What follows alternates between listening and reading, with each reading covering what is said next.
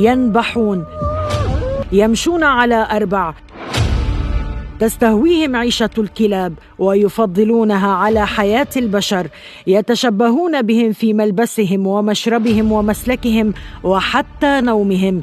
إنهم الكلاب البشرية. ما يحدث هو أن عدوى هذه الظاهرة بدأت تتفشى بشكل لافت في أوروبا وأمريكا. وحدها بريطانيا تضم 10,000 شخص من الكلاب البشرية.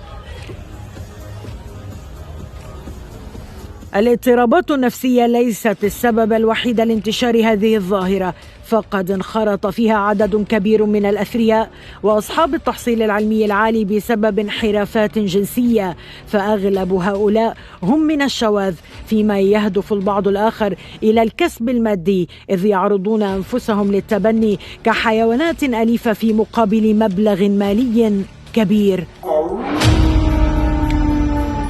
يخضعون للتدريب في معاهد وأكاديميات خاصة تنظم لهم فعاليات سنوية لاختيار أجمل نباح.